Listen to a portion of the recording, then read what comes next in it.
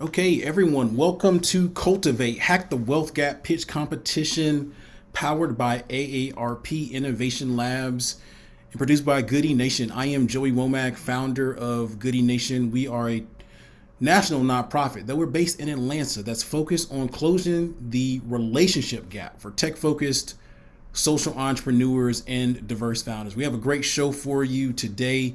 More importantly, we're giving you the opportunity to meet 8 amazing founders that are focused on financial inclusion. They come from all over the country, from the East Coast to the West Coast to the middle of the country, and are doing amazing things. Super excited for what they're going to showcase today, but more importantly, I'm super excited for their future.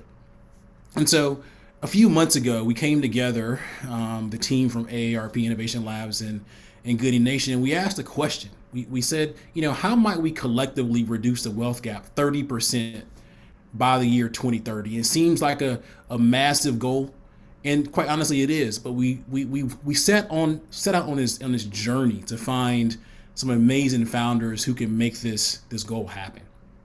And so I'm super excited for what's going to happen today, and I am excited for the impact they're going to make moving forward. So before we get to these amazing presentations, I want to hear a little bit from the amazing AARP Innovation Labs team and Jacqueline Baker to welcome you to the competition, to welcome you to share a little bit more about what they're working on. And Jacqueline, you want to say a few words? Absolutely. Joey, thank you for having us. Thank you for collaborating with us. And thank you for your commitment to the space. I have the opportunity to serve as the Vice President of Startup Programming within AARP Innovation Labs. And we're focused on discovering some of the best and brightest startups, specifically in the fintech and health tech spaces, that are committed to helping people live the life that they want to live. Now, I have the opportunity in most years to have a front row seat in a lot of pitch competitions. I know Joey serves as a judge in a lot of pitch competitions, like you're in the startup space and the startup scene. And what I am super, super excited about is the work that we're doing in the disparities track. AARP is focused on making sure that we eliminate some barriers that really are disparities related issues in the fintech and health tech areas. We really, really want to say that in the year 2030, we've become a more equitable society where race and other social demographic factors do not determine health and economic outcomes or the opportunity to live a longer, healthier life. That's our goal. And we have the opportunity this year to engage in engagements just like this, even directly with historically Black colleges and universities on the back half of the year, to discover even more founders that are making impact in this space.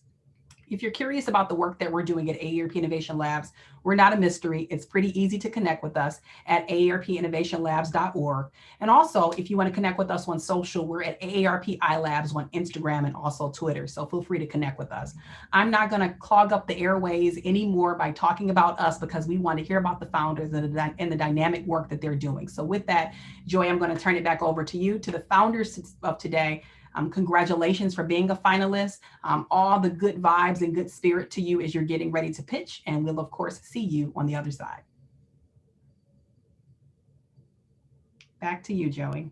Awesome, awesome, awesome. Okay, so we are also joined by some amazing people who are doing some amazing work from across the country, and I gotta say they're feeling a little bit judgy today. They're feeling a little bit judgy, but that's what talented people too. So I want to call the judges to the stage, and the reality is, I could do an intro, but there's no way I could talk about how awesome they are. So we figured it's best to hear from them in their own words and talk about all the amazing ventures they're a part of and the impact they're making on this world.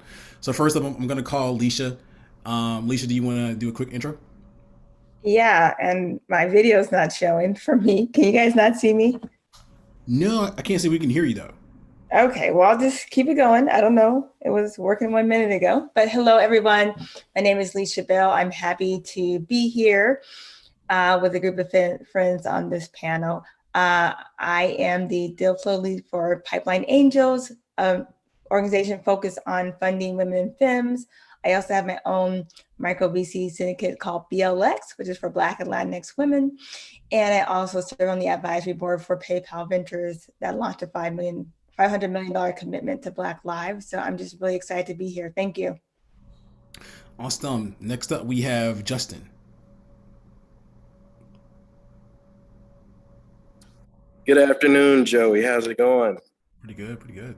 Good, good, good. I seem to have just encountered a torrential rainstorm, so hopefully you don't hear that in the background, but it seems like it's raining pretty hard outside. But I'm Justin Kempson.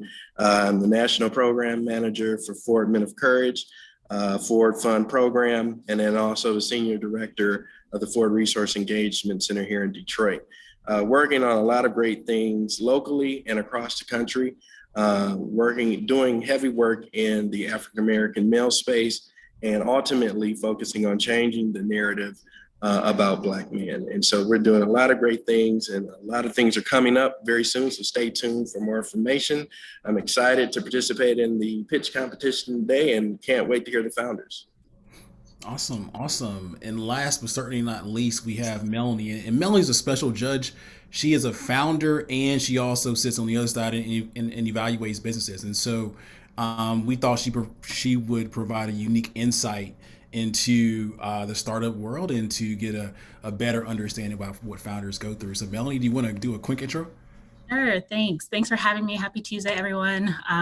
I'm Melanie Cole, founder and CEO at Minwo, where we are centralizing Black business development through a platform that we're building that brings together communities and programs that prioritize Black business development. So as Joey mentioned, definitely in the thick of things. I understand the butterflies and the experience of going through pitch competition. So hopefully I'm a friendly face as you go through this. Awesome, awesome, awesome, awesome. Thank you all for joining us today, and we look forward to your comments as well as your judging us, quite honestly. So before we get into the first presentation, we have a special presentation, a special poem by the amazing singer, songwriter, Brianna. You've seen her at the Apollo and doing things with Chime. And one of the reasons why we wanted to feature Brianna is, one, that she's amazingly talented and set the stage for what's going to happen today. But also she's an entrepreneur herself. And so we believe in alignment here. So we want to bring up an entrepreneur who's extremely talented and can set the stage for what you're about to see. So Brianna, kick it over to you for your intro, and then, the stage is yours. How do I come after that? Thank you for the compliments. I don't know if any of the other judges felt that. Thank you so much. Yes, my name is Brianna Knight. I'm a singer, songwriter, poet from Spring Valley, New York. I have performed at the Apollo twice for the Teen Summit, as well as written jingles for the Chime Company. I've also starred on their commercials. I have done the Clubhouse version of For Colored Girls with Harry Belafonte's daughter, Gina Belafonte. I've opened for a couple people. And I'm also affiliated with a nonprofit called Today's Students, Tomorrow's Teachers. I'm a regional program coordinator where they train Black children, well, mostly students of color, on how to be teachers all the way from middle school through college. I'm also the alumni for the program as well.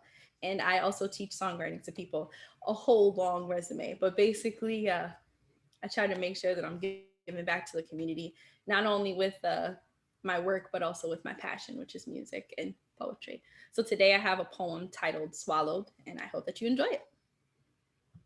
Okay.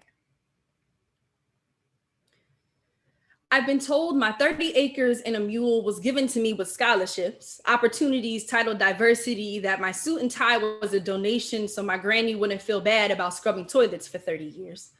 And my great grandma wouldn't remember the $50 for shining the shoes of a man that could feed a nation with the ring on his finger. It's so crazy how the world could be in someone's hands. Yet some Black and brown children still don't know what the world looks like. I've swallowed a lot of things to get here. Sometimes when I sat in class, I'd calculate the quarters left in my wallet, passed down from my father, and think this money is so rusted, I don't even know if I'll ever use it. I might cut myself and start bleeding out the reasons I felt I didn't deserve it. I remember the smell of a fresh dollar and the teardrop of a lost one. And the pain in my shoulders would get heavier and heavier each time my father went to work. It's that muscle ache we all know too well. The tightness of blood, sweat, tears disguised as a make me proud. I've swallowed a lot of things to get here. Some of my mother's dreams were inside of me before I knew it. Crafting love into trinkets she sold in the back of AC Moore. I didn't expect to speak and hustle so quick. I was going to be bigger than late nights in the basement, praying on a lotto ticket I know all my aunties before me never seemed to win. My family shipped me off to the world of academia, dominated by Susies and Sarahs, people that were so used to having everything. I wanted to go back to my everything. My small room, my people that looked at me the way you look at the sky, no limit, no boundary, but I've swallowed a lot of things to get here. I grew up to believe you should always carry something. A purse with your name in it, spare change when hungry, food for thought. My auntie would yell when we wouldn't eat everything in our bowl, teaching us full bellies are a sign of making it to tomorrow, and a fresh mind in the morning makes a hard worker. And I started to believe that maybe my textbooks were something to consume. And ladies with extra meat can handle a larger plate. Have we seen the recent graduation rates of Black women? Not only in medicine, but business and entertainment, salaries raising high and giving back to our home bases with statements, and smaller businesses booming, and our young ones understanding alignment and placement, that victories are in our version of success, and waking up with purpose and knowing you'll be able to give to the next, building good credit in their name because we don't want to see the same things. The same bags underneath our eyes from doing lifeless things. I told you my grandmother used to shine shoes. Come to church with her shine too, church hat and all, praising God that her children made it out of high school and that her grandchildren were able to walk across the stage that she couldn't dream of, and how the world is in our hands like that man she knew when she was grown up. We have a tad bit of God in ourselves to dream bigger than the sky, create the worlds we've written down as manifestations. I have family members who are still scrubbing at the concrete, hoping to find a penny. I've swallowed a lot of things to get here. I have family that remembers the red line, Jim Crow, being called nigger right before they could vote. I've swallowed a lot of things to get here. I have family that can't read not a lick, but could tell you about some money arithmetic. I've swallowed a lot of things to get here. I've got friends that came out of drug-infested waters, bodega eating, and soon became the owner. I've swallowed a lot of things to get here. It's okay if you eat everything on your plate. Baby girl, you were just hungry like everybody else. But don't forget to set the table. Always make room for friends and family. Clean up after yourself. Don't beg for what is already owed to you. And please and thank you goes a long way. Thank you. Woo! That's powerful. That's powerful. I love it. Finger snaps in the audience. Finger snaps. That's amazing. That's amazing. Brianna, I know you're going to come back up a little bit later on, so be prepared to share people how to get in contact with you and stuff like that. But amazing start, an amazing way to start this pitch competition up. We're going to go to Evan with Kitty Credit in a second, but first I want to set the stage for how today is going to go. So you'll see presentations from 8 founders. They'll have 5 minutes to make a presentation, and then they'll have 3 minutes of questions from the judges, and then the judges will have 2 minutes to score.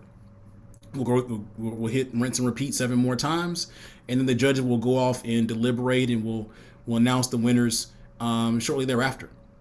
So the founders will be judged on a few different things. 1, their team. 2, the problem they're focused on. 3, the value proposition. Then it goes their product, the market, their business model, and finally, how scalable is their impact, right? And so 7 categories. Again, the judges are feeling a little bit judgy today, and this is all for a reason, right? So the first place winner will receive a $10,000 cash award plus 3 months of support from AARP Innovation Labs, and the second place winner will receive a $2,500 cash award. Now, all 8 finalists will be supported by Goody Nation moving forward, so it's not an end-all be-all for those who aren't selected. But we're about competition, and competition brings out the best in people. So looking forward to these presentations, and looking forward to who's going to be selected the winner. So without any further ado, we're going to get this party started. Judges, you all ready? Feeling a little bit judgy there? You need thumbs up? Evan, I'm going to call you to the stage. You ready, good sir? Yes, sir. Cool. You can go ahead and start sharing your screen, and the floor is yours. Perfect. And 1 second. So judges, this is Evan Leapart from Kitty Credit. And Evan, the clock will start when you are ready. All right. Thank you, Joey. Good afternoon, everybody. Now, first off, I want to thank you, Joey, Goody Nation, Joey, and I want to thank AARP for taking this issue seriously. Before I get started today, I want to take you all back into time. Think back to when you got your first credit card. Now, think back to some of the first purchases you made. Think back to when you saw your credit score for the first time. If you're like me and many others, you have no idea how that score came to be. Good afternoon. My name is Evan Liepart. I'm the founder and CEO of Kitty Credit. So what is the wealth gap? Well, I must say it's incredibly alarming. The average net worth of a white family is almost 10 times greater than that of a Black family. And that statistic's usually shown to grab headlines, but we need to take a deeper look at the issue. What is the biggest driver of net worth and household wealth anyway? Well, it's home ownership. And what is the biggest barrier for Black home buyers? Credit. Black home buyers are 3 times more likely to have a score below 660, which makes obtaining a mortgage that much more challenging. So this got us to thinking. We wanted to make a solution that focuses specifically on teaching about credit before it becomes an issue. Credit, when leveraged properly, can be a tool to generate wealth, and increasing credit knowledge across all income levels has the ability to level the playing field, taking steps towards economic equality for those historically disadvantaged. So the thinking here is that if we can improve the credit scores of citizens, then we can improve numbers on home ownership. Well, sure, cute idea, but how do you do it? The way our current product works is simple. The admin will assign chores or activities for the child to complete. After completing them weekly, they'll be issued a credit score, which is based off of performance and will determine how many rewards they get, which can be used to redeem items monetary or non-monetary, depending on the parent. Not all parents pay allowance. And what is this credit score, you ask? It's simple. We created an algorithm that parallels traditional FICO scoring models. So think of a missed chore like a missed payment. The longer you've had a chore, like the longer you've had a credit card. And anytime a kid says, hey, mom, hey, dad, can I get this? Think of it like an inquiry. As for myself, I'm a professional mentor to youth, co-founder of the Black Men Talk Tech Conference. And as a serial entrepreneur, I believe entrepreneurship is the key to economic equality. And to increase access to capital for all, we must increase credit scores. Mike Gross has taught financial literacy and entrepreneurship to inner city youth for over 15 years. And our CTO, Vic Moreno, is a lead engineer at AWS with a Master's of Science in Finance. So not only does he code at a high level, but he codes with a financial brain. Now, since we're limited in time, I won't go through the remaining team members, but I assure you they're equally impressive. Now, since the launch of our public beta, we've had over 60,000 chores completed in the app and are approaching 6,000 families on the app. We've been featured in outlets like CNBC, Bankrate, Now This, and we're called the financial literacy app teaching kids about credit by Forbes. So what separates us? Well, partnering with Equifax has been huge for us. It's validated us as a thought leader in effectively teaching credit to youth. Upcoming development includes a product recommendation engine. So think Credit Karma for families, where we recommend different products to parents based off of geolocation, age, and express need. And we're currently in development on over 120 hours of educational content catered for 4 to 7 and 8 to 12-year-olds. So as far as partnerships go, I already mentioned Equifax. Not only are they a partner of ours, but a client as well. We've also launched a pilot with YMCA and are actively seeking additional partnerships that will expand our audience. And I know what you're thinking, yeah, it's cool and all, but how do you make money? So our business model is B2B2C. So we work with organizations and municipalities looking for unique ways to engage with their intended audience at a rate of $50 per year per family unit. We decided B2B2C instead of B2C because, for one, we feel having organizational support can help around engagement, and it also eliminates having to monetize from the audience that needs this product the most, but doesn't need to pay monthly for any additional service. So to recap, our product will cost $50 per year per family unit. There's additional monetization opportunities in that via the product recommendations and around the educational content we create, but it's not at the core of our business model. So why would a business pay for this? Let's take YMCA, for example. They have challenges around parent engagement, so the parent who's more involved tends to stay in the program longer. So we can help encourage that by giving them the ability to add tasks to the family unit that drive engagement. So let's say ask mom to check Google Classroom or dad to sign a permission slip. This is one example, but it works for financial institutions just as well, especially credit unions, which is our initial target. And why them? Well, 60% of kids whose parents bank at credit unions, they end up banking elsewhere. So our goal is to keep these kids engaged with their ecosystem early. AARP, you all understand the value of early engagement. I once thought I had to be in my 50s to join, but I realized I've already been a member for $16 a year. Now, the point I'm trying to make here is that it's never too early to give kids a head start. And one of the most important things we can do is give our youth a financial head start. With your help, we promise to do our part to empower credit-healthy families that can trim down the wealth gap in this country.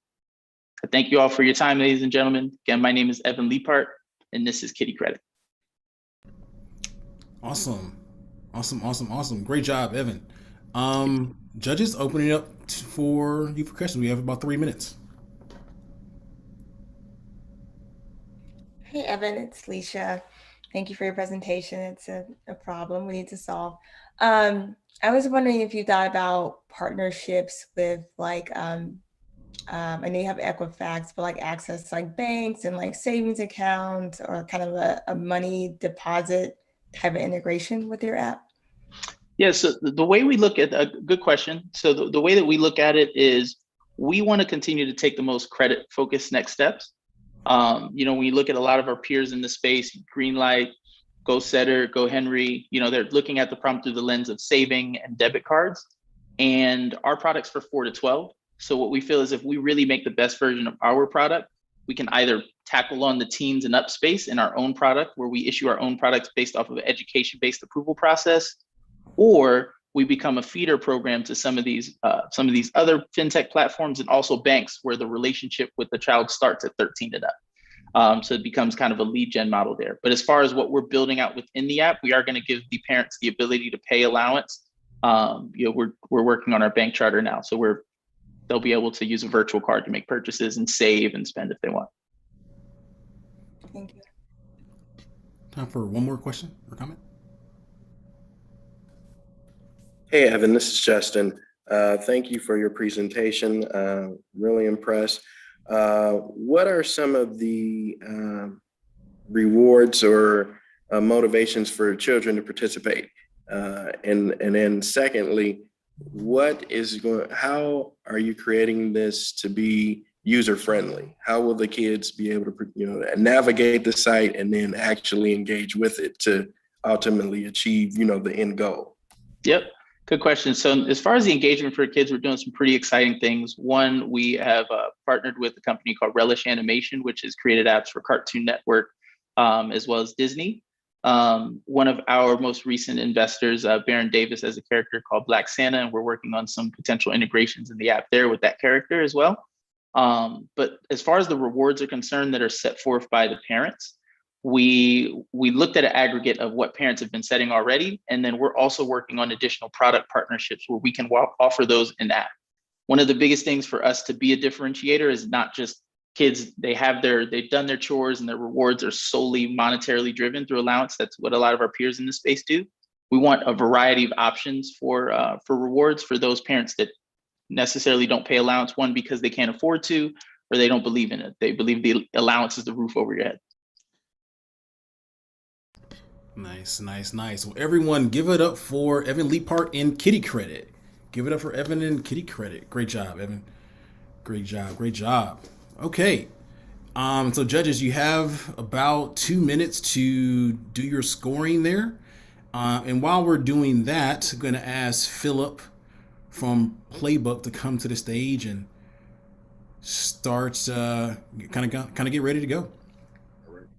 While we're doing that and the judges are scoring, I'm gonna also ask if you are in the audience, one, feel free to drop your name, your company, the part of the country you're checking in from, and just say hey to everyone. See a lot of familiar faces, a lot of great names, very very talented and passionate group of people. So drop your information in chat. If you also have any comments, please drop them in chat as well. See a lot of people doing some great things. Or saying great things like great pitch. You see something from Kristen Slink and Ebony Vass, some great questions and comments. So drop your comments in chat along with where you're checking in from, and maybe we can also get to some questions as well, depending on how things go. So cool. So as these scores kind of come in, Philip is getting ready to go, and we will tee it up in a second.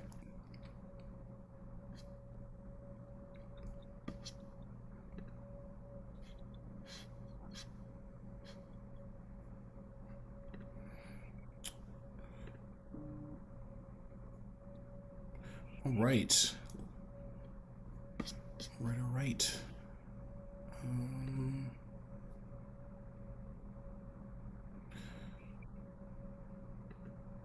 Judges, let me know if you need any more time.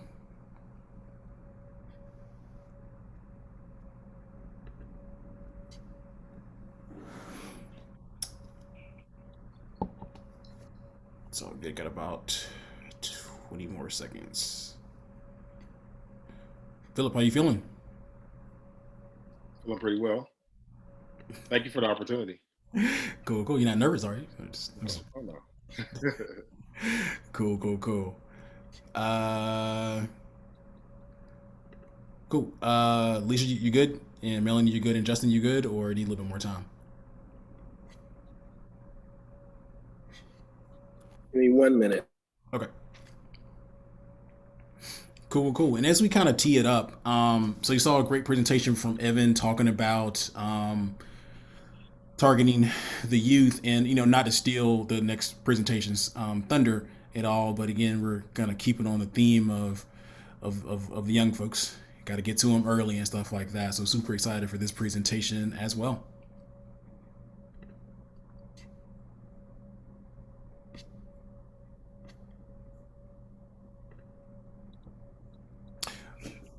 See a lot of great people checking in. Tanya from St. Louis, Deborah Neely from Atlanta, and a few others.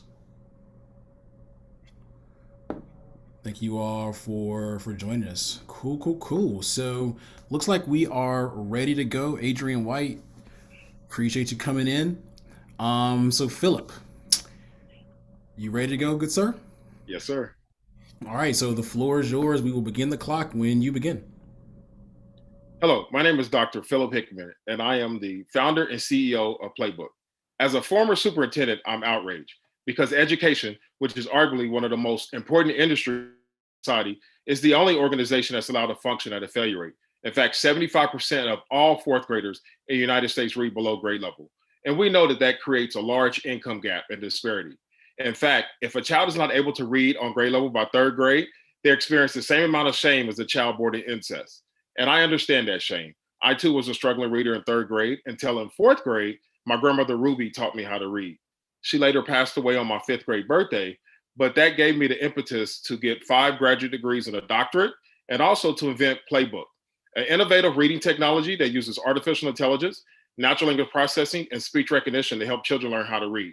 We're broken down into 3 platforms. Our first platform is Ruby, because I think everybody deserves a Ruby in their life, is the first voice-enabled video game that teaches the alphabet it teaches beginning reading from the alphabet to a beginning reader. And we use, because our speech recognition is very proprietary, we're able to also be an intervention for dyslexia, speech articulation disorders, and learning disabilities. The second aspect of our platform is our fluency platform. So now you have a reader, whether it's a child or adult, and Ruby's job as a chatbot is to do a calculation and to say, wait a minute, this child is reading a 5th grade book, but they really read at the 3rd grade level. So Ruby changes the text, not the content, but the text, to where it's not too hard for the child, where the child is frustrated, or it's not too easy for the child, where the child is bored, but put it right at that child's reading level.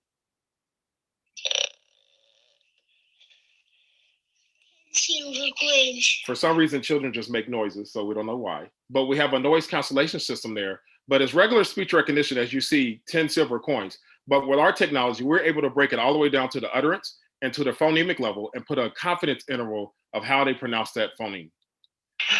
We also have augmented reality books. As you see, I'm running in my backyard and I'm reading about a Tyrannosaurus Rex. And once I locate this T-Rex, we also have other technology that kicks in when he roars. We have 4D technology where the phone vibrates. We also, at the end, have an assessment system. And through our assessment system, we have an innovative tool that allows us to assess a child as they're reading. So if you imagine this is a child that has read page 6, and so your listen is 99% accurate. She also was fed up because he didn't go on her new bike in the rain, that she kicked the walls and broke her big toe. He told her. The purpose of this is, as you see that I inserted this word, I left out that word, and I substituted these words. But even a deeper dive, when a child speaks with ebonics, they leave off endings of words or they leave off letter sounds. We're able to, she kicked, as you see on she kicked, I'm able to get the calculation and say, wait a minute, I am not pronouncing or enunciating the ending word of that sound. And we're able to give that to our teacher dashboard, and then our teachers are able to do a great intervention for that child. We have a great market size opportunity of $16 billion. We have 3 pathways to market. The first one is large districts, where we have a B2B. And once you accomplish those large districts, you draw a circle around that and all the small districts will follow. We also will go direct to the state boards of education, which is also B2B. On average, they spend $288 million on state assessments. And we're showing that we're the only one to assess reading through speech recognition.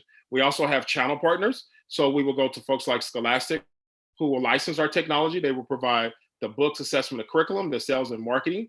We'll maintain that technology. This is a $30 million opportunity. We also have a partnership with NVIDIA, who is the largest game provider and also the largest AI. And then have 6 patents, 26 future patents. We have a great team, myself, excuse me, that was a superintendent in Mississippi, Texas, and Chicago area. Artemis, a PhD coming out of Silicon Valley. Julia is a top natural language process. Tammy Buckner is in Kansas City, top women. And also Tim, who's coming out of Silicon Valley. To wrap it up, we know that in incarceration literacy rate, there's a strong correlation. And not only is it a national level of security, because you have to be able to read through fake news, but in 2030, it is predicted that 85% of jobs that will exist have not been invented yet. But we do know that there are 2 skill sets to access the workforce. One, you have to have a level of technology. And 2, you have to be able to read, critically think through information, and apply it. Thank you. Awesome. Right on time. Appreciate you, brother. Reading is a huge issue. Want to kick it to the judges for any questions or comments?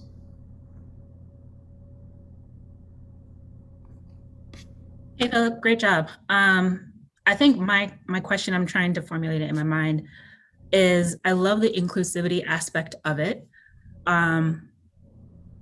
How do you, with the dashboard, or I guess, how are you thinking about how teachers assess the information that's in the dashboard so that it's not to the disadvantage of the child? That's a good question. So one is that the child is just reading a book. So usually what happens when a teacher is teaching, they do guided reading groups. So that means a teacher is working with 4 students. The rest of the students are doing independent reading. Currently, right now, we don't know what they're doing. They're out there playing, some are reading, some are not. So as they read independently, we have a noise cancellation system where even in a noisy classroom, it just focuses in on that child. And it does assessment in the background. So to the child, it's nothing different than that child is reading. To the teacher, in real time, when that teacher is finished with their group, we already group the other students. So the teacher can say, hey, Billy, John, Sam, and Sarah, come here. And then also the deficits that teacher needs to work on, it's already there in real time. So that teacher can be real precise and precision and not have to pull up the next 4 students and have to do another assessment in front of each individual student before they could even start. So it saves the teacher a ton of times. Actually, what you saw was a running records. That's the first digital running records. A teacher has to do that at least once a week with a student. And if it's a struggling student, more than once a week. So even just the broader sense of the running records where they're able to analyze where students are missing words, making mistakes, having inappropriate phoneme sounds, that has to be done by a teacher. The teacher, the way it's done now is the teacher sits next to a student as they're reading, has the same paper of everything, every word for word, and the teacher is physically marking the mistakes and error that a student is making, and then has to spend time to do a calculation. Imagine doing that for 30 students. Nice. We have time for one quick question and response. Really quickly. How do you account, you mentioned like Ebonics, how do we account for the different dialects, vernaculars, non-native speakers? Like, does it account for all the variations of language? That's a very, very good question. And as we look in global, that's a very good question. We actually have 145 different countries. We have 170 different of accents and also regional dialects. So in our training model, we have already taken that into account, whether you're coming from the East Coast, West Coast, Midwest, or whether you're, from the Southern, and then also other languages. And so, yeah, and then we're also looking at adding Spanish, Mandarin as well. Thank you. Good stuff. Good stuff. Great job, Philip. Round of applause in the chat. Drop your comments and any additional questions. Great job. Philip, making the world a better place through literacy, especially for young people. So I'm looking forward to you tracking your success moving forward. So again, judges, that was Philip Hickman with Playbook. Thank you. Awesome. And next up, we have So Rashida, you should be gearing up to come online. Judges will be finishing their scoring shortly. Rashida, you can go ahead and start sharing your screen.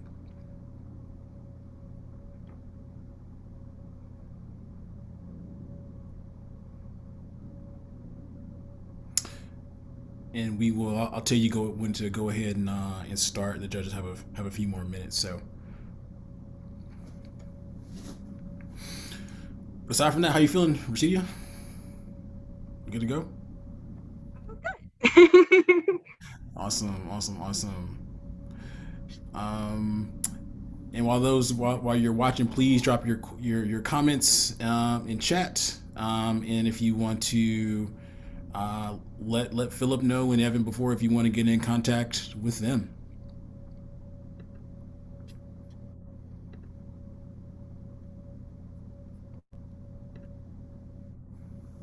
It's been an absolute pleasure evaluating these founders and getting to know them over the last few weeks. A few of us share some things in common, and more importantly, they're all making the world a better place. All right, looks like we are ready to go. And so, Rashida, the floor is yours when you are ready. So, judges, this is Rashida from Green Chip. So, Rashida, the floor is yours. All right. Hi, my name is Rashida Mahan, and I'm the founder and CEO of Green Chips. What if I were to tell you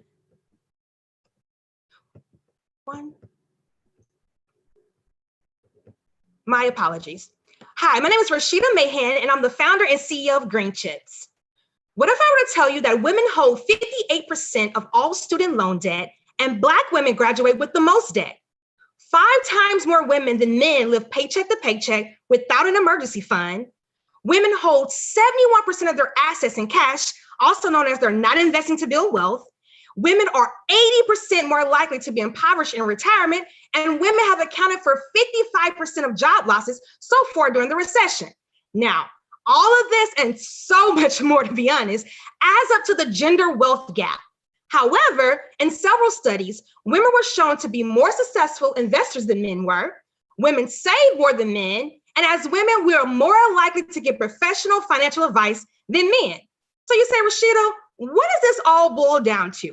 Well, here's the thing. The number one cause of stress for women is money. More women than men say money is their number one source of stress. I should know, I used to be one of those women.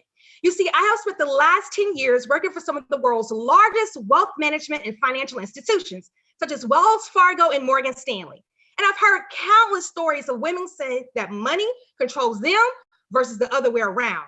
Even in my own personal life, I've overcome several financial obstacles.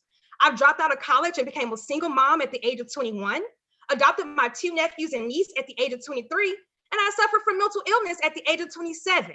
However, one of my favorite quotes is, rock bottom will teach you lessons that mountaintops cannot. So although I was going through those things, I was still able to maintain control of my finances. I purchased my first investment property at the age of 23, the second one at 25. I graduated with my Bachelor of Science in Business and Financial Planning in 2019, and I've maintained a thriving career in finance for the last decade. So I know both professionally and personally, if you're able to shift your money mindset, eliminate bad habits, identify the goals you want to achieve and how to achieve them, then life has limitless possibilities, especially around building wealth. And that's exactly what we do here at Green Chips. We help women gain the financial confidence and control needed in order to create the lives they deserve. We help them level up their wealth step by step. And step 1, we help you understand your relationship and behaviors with money. And step 2, we help you create a financial plan that covers everything from budgeting, savings, insurance needs, and investing. And step 3, we help you execute your plan by connecting you with various financial institutions to fill in any financial gaps you have and make your financial plan thrive. And last but not least, we know that life happens and building wealth is a journey. So we're going to give you the tools and resources to measure and improve. And no worries, we're going to be with you every step of the way. Now, what makes us different than all those other financial companies out there? We are the TurboTax for financial planning. for women, by women, with a keen focus on your money mindset, because we know that we can give you all the budgets and financial plans in the world, but if we're not able to shift your money mindset, nothing is going to work. Our target audience is African American women ages 23 through 38, with a sub-target of millennial women in the same age category. Our traction and awards. So over the last 6 months, we've had 122 members that we call girlfriends, over 4,000 followers across our social media platforms. We've made $65,000 in revenue with our B2B model. We've made partnership with several female-led organizations and been chosen for several accelerators and competition. So super excited about the hockey stick growth that we're receiving. Now, none of this would be possible without our team, investors, mentors, and advisors who all have the skills and experience to take Green Chips to the next level. Now, you say, why Green Chips? I'll give you a few reasons why. Ruth Bader Ginsburg let us know that as women, we deserve a seat at every table. And I don't think she was excluded when it came to money. Maya Angelou let us know that we are phenomenal women. And Oprah Winfrey has shown us that we can achieve our wildest dreams, even if that's becoming a future Black billionaire. For all our grandmothers, mothers, and daughters, and even for someone who's crazy enough like myself to believe that women everywhere deserve the lives they desire and deserve. That's my why, and this is Green Chips. Thank you. Awesome. I love the energy there. Judges, any questions or comments? I would thank you so much, Rashida. This is definitely a problem, the wealth gap for women of color. I was wondering if you could actually talk more about the product itself. What kind of features does it have? How does it work? Or is it, or if it's not built yet, where you envision it to be?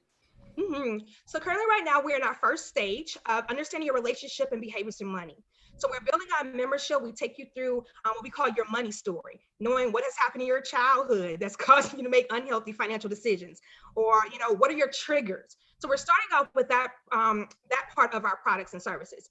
The second part, where we are in the process of building our software, that will be our financial planning software, where it's specifically focused on us being mothers, wives, daughters of aging parents. We're living longer than men. That's an issue. And then we're building these careers and being entrepreneurs. So it factors everything that women are going through and connecting the dots with their finances. So we are in the software build for that stage, where we currently have our membership program, and we're super excited about it. Awesome. Time for one more question and/or comment.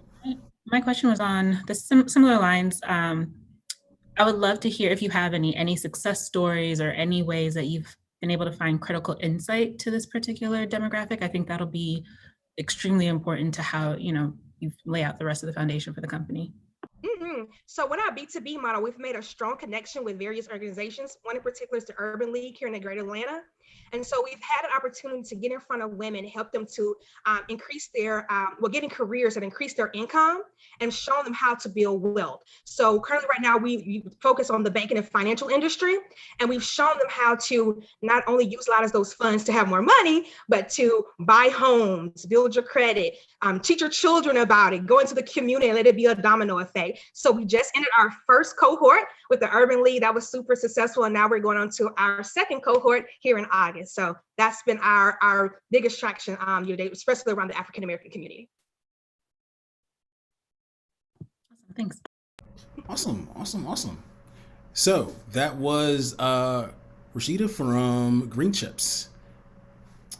Round of applause, great energy, great presentation, and love the problem you are focused on. You're definitely right that women deserve a seat at the table, especially the financial table.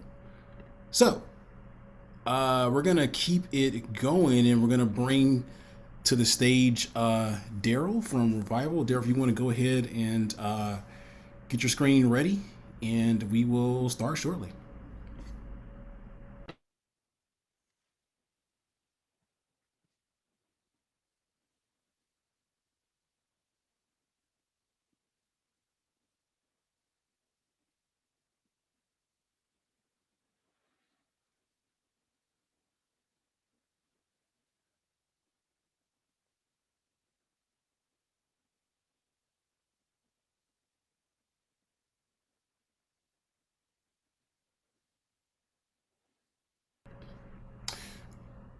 Daryl, are you there?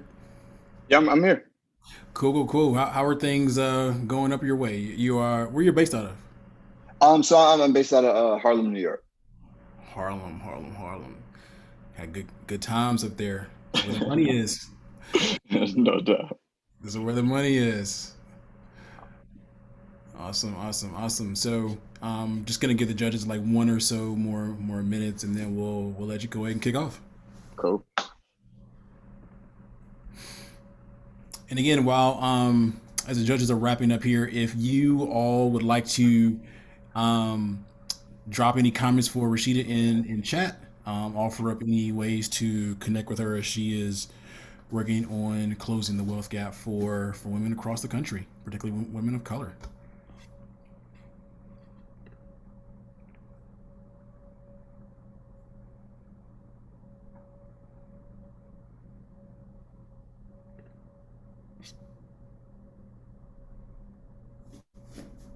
And for those just joining, please be sure to drop in chat where you're checking in from,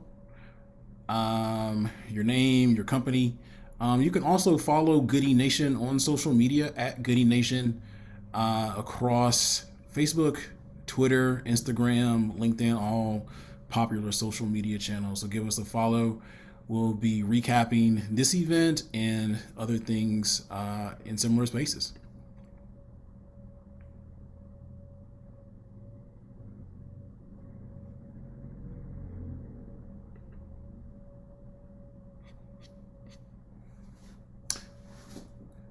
As we're about halfway through, one thing that we're going to ask the founders to do after the final presentation is a few of them to come back on stage and give any thoughts on their general thoughts on the wealth gap. So you'll be essentially why it's so important to them. So you'll get a chance to hear from them on a little bit of a deeper level while the judges are deliberating. So be sure to stick around for that. Okay, looks like we are ready to go. So, Daryl, are you ready? Good to go.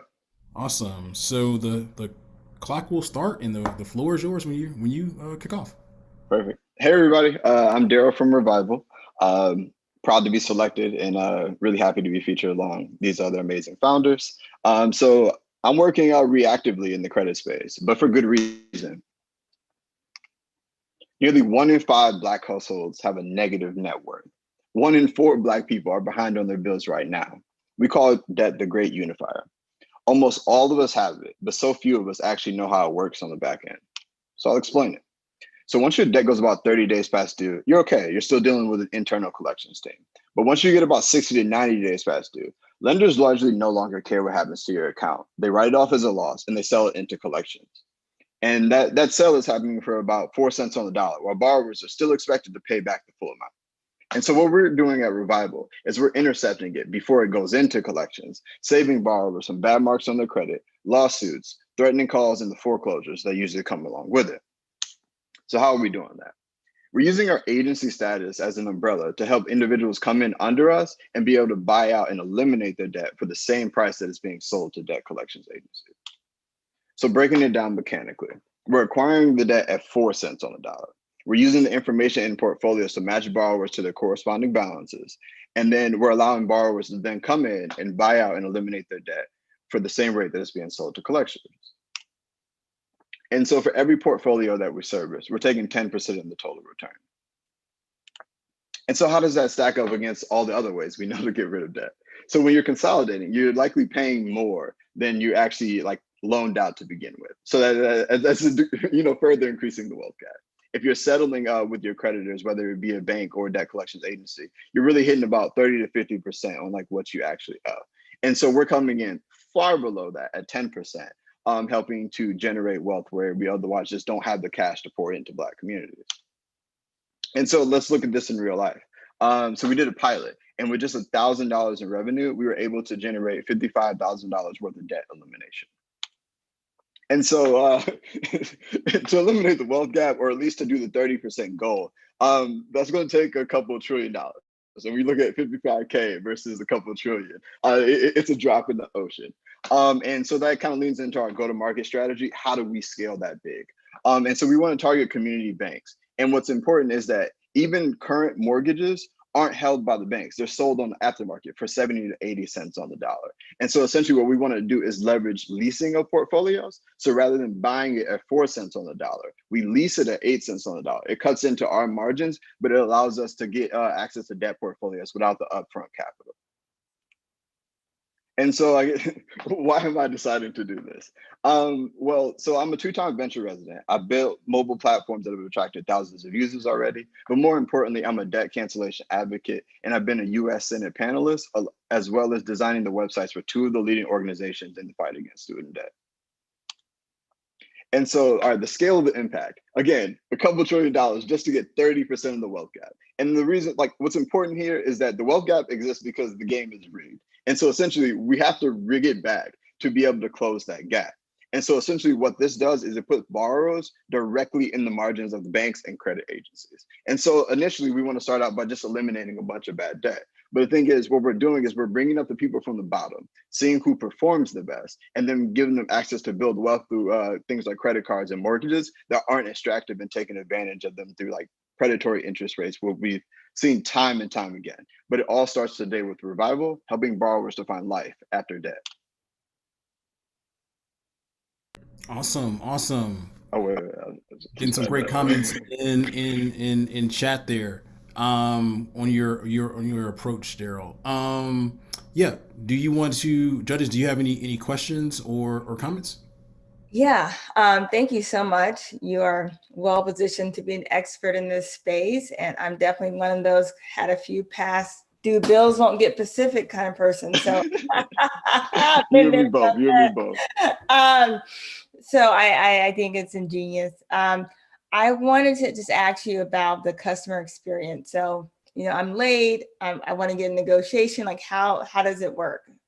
Well, so the thing is, the way we're currently working, we're not I guess working with borrowers individual one-on-one. Okay. We're grabbing an entire portfolio. And so essentially we have exclusive access to their debt. And so nobody owns it but us. And so essentially we'll say hey, you've already been experiencing problems here. What we can do is we can allow you to buy out your debt for 10 cents on the dollar. And so where a normal portfolio, you'd get about 400% return on what you actually paid because you're paying so little for it. Essentially, we're eating that cost as a way of customer acquisition, seeing who performs, and then being able to give them access to wealth. And so I guess when you look at the customer journey, you're hearing from us the way you would any other debt collector, but essentially we're coming at you much more respectfully, and we're coming at you with the long-term goal of giving you more money. Yeah, and how do you just follow up? How do you pitch your differentiation in that manner? So I guess to consumers, we're kind of relying, we pitch it with all the value props. So you can pay it off less here, and very standard, everybody understands if I can pay less than I would anywhere else, this is where I go. But we're also leaning on is just the industry average of collection. And so people are already 400%. And so there's a lot of room to essentially pitch it to them because they're already paying. What's the likelihood of closing on that debt? When they're in that late tier that you mentioned, is it 5%, 10%? So you're paying 4% on the dollar to get the portfolio, and the average is you're getting about 20% of them to pay. 20%. Thank you. Yeah. Nice. Any other questions or comments? I have time for one quick more. I did. So it sounds like, if I'm understanding this correctly, it sounds like your initial customer cost of acquisition is fairly high. Can you talk a little bit about downstream how you plan to make that back up revenue-wise? Yeah. So when we talk about, I guess the cost of acquisition, so I guess looking at our pilot portfolio where we were able to eliminate $55,000 worth of debt. That's a fraction of a penny of what it actually costs to acquire a customer in fintech. So it's very low, but then we're also looking at leasing portfolios. So instead of putting the money up front to get access to it, banks will lend it to us. And so essentially we collect 10 cents on the dollar, put up no money up front. We take our portion, we give the rest to the banks. And so essentially we have them as a customer, all of the information on their lifetime without putting any money up front. And this helps us to scale across the country while having the current bank account that I do right now. Perfect. Thanks. Of course. Awesome. Cool. We'll give it up for Daryl, based out of Harlem, USA. Finger snaps for Dale. Good stuff. So for judges, that was Daryl Holman. And I see a few people in chat that I think want to connect. See Adrian White here is asking questions. I can see the wheels turning in her head there. Make sure you all get connected a little bit later on.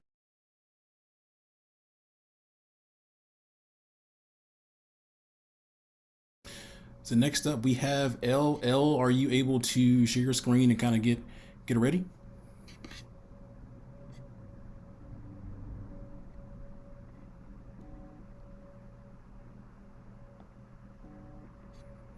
All right, we will start shortly.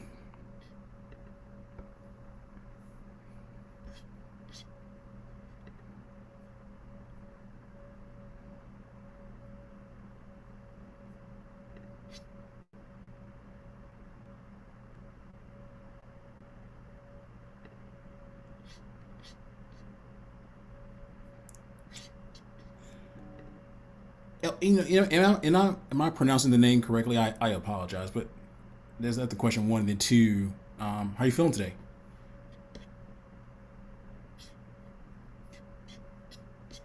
You may be on mute. I don't know if you're. Oh, I missed that. Okay, great. I'm back. Okay, sorry. Well, what I was saying was that it is exciting to be part of this group and to hear, all the different founders tackling this problem from different angles. And so the angle I'm going to talk about is from earnings. I was just kind of just want to make sure the judges are ready. I didn't haven't started the clock yet. I was kind of buying some time. All right. But I think I just give one more second. But and also want to make sure I was pronouncing the name correctly as well. Yeah, El Ristique. And Okay. I'm obviously ready to go. Okay, yeah. Cool. All right, well, I think we are ready to go over here. And so the floor is yours and the timer will start when you begin. Okay, so yeah, everyone is tackling this problem from different angles, and I'm excited to talk about how we're doing it, how we're hacking the wealth gap through mobile payments and the power of appreciation. Our mission is to help tip service workers recover their earnings in this cashless society.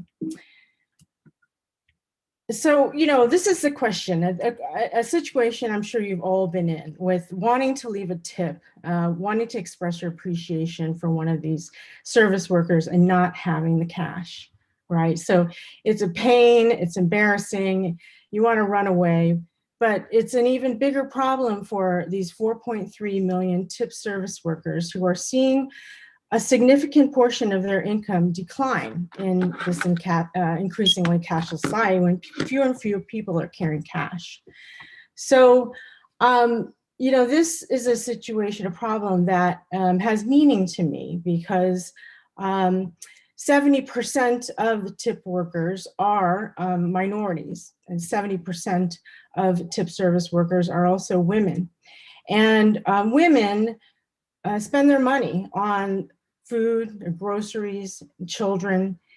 And I know this because my mother was a hotel housekeeper. And growing up, I always knew when she earned tips because she would take my mother, my brother, my sister, me to McDonald's. And I even knew how much she had, a tip that she earned because it was $5. And she'd buy 3 Happy Meals and have change still. So, this is a problem that, needs to be solved. And it's not just a problem for the employees. It's a problem for the hospitality industry writ large because declining income has consequences for the employees on their financial health with low morale and motivation, and that affecting service quality and negative views for the employers. And so you're seeing even pre-COVID, staff turnover of 75% and customer loss. So, this is a problem that is really hurting a very vulnerable workforce, but also, the industry. And right now there are 900 unfilled 1,000 unfilled positions in the US. And so employees are working harder than ever with increased expectations, with less pay and few incentives to stay. So how do you tackle this? Well, our solution is to go directly to the earnings and help them recover it through cashless tipping. It's a mobile app that requires no download. Starts with this QR code. You scan the QR code, which we all know how to do. You enter the tip through Apple Pay, Google Pay now, and you can leave feedback with a nice comment. And it's fast, simple, and secure. And so the value of that isn't just that it's a way of transacting. It's actually a relational system in which you have your guest and employee and employer in a win-win-win situation where, with guests having a fast and easy way to leave a tip, they tip higher and more often, and employees with a boost in income are feeling better, they're more appreciated, they're staying, and employers having an increased cost savings from employees staying and guests returning. So the way we make our business is through multiple revenue streams. They diversify our model. There's a setup fee and a monthly subscription. There's transaction costs, and then analytics, which will sell to the business, to the service industry, business intelligence. The market opportunity is big, considering you think of small tips. So the global hospitality industry is $4 trillion. The hotel worldwide is 700,000 hotels. And you have the US market with 54,000 hotels and 1.4 million tip service employees. And just to illustrate that, you can think about $200 per day in every hotel, and just that amount with transaction fees, generating 120 million, and hotels making up 25% of the industry. So we're live and we're growing. Our tips have grown. We're on track to process $100,000. Our customer pipeline has exploded. We moved from hotels to hospitality groups. We have partnerships that are now working with hotel sites. And we just landed a global partnership with 800 hotels in 80 countries, and great adoption metrics as well. So this is our plan for scaling our impact. We have a line of sight at 2025 of recovering $1 billion in tips. So let me tell you a little bit myself. I am an academic by profession. I've worked all my life and my career in equity and finance and access in education. And my CTO is Luke Mertens. He's a platform architect, a software engineer with Cal Poly and Atlassian. Thank you. There's my timer. Awesome. Great job. I know it's a huge problem. I've been in a scenario where you want to tip and didn't have the ability to do so. So if you want to maybe stop sharing your screen, and judges, if you have any questions or comments. Yeah, that was a great presentation. How are you going to get the average customer to sign up for this? Where's the incentive for them to sign up and participate? Right. So we're a B2B, and the customers are coming through the hotels and the businesses. So they have the implementation on their side. And when they come through, they leave the tip through the hotel and the business. So it's really a network effect where they're coming through. That's one model. But we do imagine a peer-to-peer model at some point. But right now, B2B. Let's have time for one more quick question. Hey, Al, it's been a few years. I'm so glad you're still committed and still pushing. I love it, because we need to really support this economy in this way. Can you talk about the COVID impact? I'm hearing it's been extremely difficult. It's always been difficult in these high turnover type roles, but with COVID, it's been even harder to attract and retain talent. And Could you talk about what you're seeing, how your product could even be more powerful in this type of economy? Yeah, so I mean, this is where the pipeline has exploded. I have 4 demos tomorrow, and they're coming at us because, there is low pay, but they're seeing it as a recruitment strategy. So to attract employees and to be more competitive, we have this in place. It's also, helping with their morale. And so people, the employees are staying. I mean, we had a conversation, Alicia, about how this could also be more than just earnings in the pocket.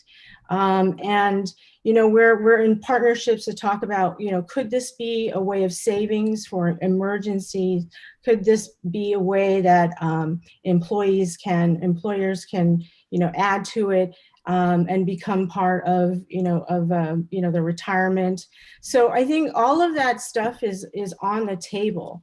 And the vision is bigger than that, is to think about how to empower employees with this income. So, my vision is to get, get this network of employees and to introduce them to these kinds of products that I'm actually hearing about in this, in this group. So yeah, so it's retention, it's recruitment, and it's a way of also changing practices within the culture that the tips are having, and they never seen this before as a way. It's just more than earnings right now. Yeah, every time I go to a hotel and don't have cash, I think about you, and I'm like, let me go to the ATM. And I don't want people to miss out, because this is vital, like to help people put food on the table and support their families. That's right. Yeah, and an ATM fee is $3.50. I do have to hop in here. A little bit over on time. Want to be respectful for everyone else, but this is super awesome. Thank you for this. So, Judge, we do have about a little bit less than 2 minutes to judge or get those scores in. But Elle, great presentation, and looking forward to tracking your growth moving forward. And next up, we have. Thank you, Calvin. Calvin, you should have the ability. If you can go and get your screen ready there. I will, and if there's any problems with the video or the audio, I'll just turn off my video. I am hiding somewhere in an airport, and so I want to make sure that the connectivity is good. Okay, cool. So I'll let you know when it's time to start. No worries. I'm ready to rock and roll whenever you have me. Cool. And I will let you know if there's a time. I see here, it looks like the signal strength is a little bit low, but I'll let you know if it becomes an issue. All right. Thank you, sir.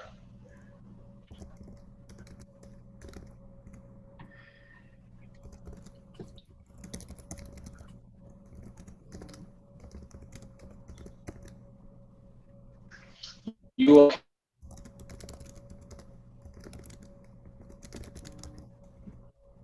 Sorry, Calvin, did you say anything? Oh, it's like this is a pretty bad connection, Calvin. I'm not gonna lie. Damn. Is it any better with the video? It is slightly better, but yeah, we'll keep it going. Can you just do a quick check again? You wanna? Yeah. Can you hear me any better now with the video off? Yeah, it's a little bit better. All right. Well, I'll just do the best I can, and feel free to interrupt. My apologies. My flight was late. Should I go in and get started? No. I'll let you know. You gotta. Okay. It'll start in a second. So, okay, I think we're about ready, Calvin. So, the clock will start when you're ready. All right. Good afternoon. My name is Calvin Williams, this is Freeman Capital, and we here are focused on making building wealth very hard, But fortunately, through our financial planning as a service model, we have helped the average user in our platform increase their net worth by 40% within the first year. And as we have grown and launched, we as a company, as a service, are at the pre-seed stage. We have over 7,000 free and paying users within our community and our platform. The thing that we're looking to do is to overcome the lack of access, lack of education, and the lack of tools. And when we look at Imani, who is our typical customer, a marketing manager, she's a first generation web builder. She looks for apps that are just transactional in nature, and she ends up in the forums of Reddit when she's trying to find personal financial advice. And we at Freeman Capital are a robo financial planning platform that provides micro wealth journeys that are proven to increase our customers' net worth by 40% within the first year. We conducted one of the largest Black millennial wealth studies surveying 4,000 people. And one thing that we understand is speed to relationship. That's why folks can connect with our planners at any time throughout our process.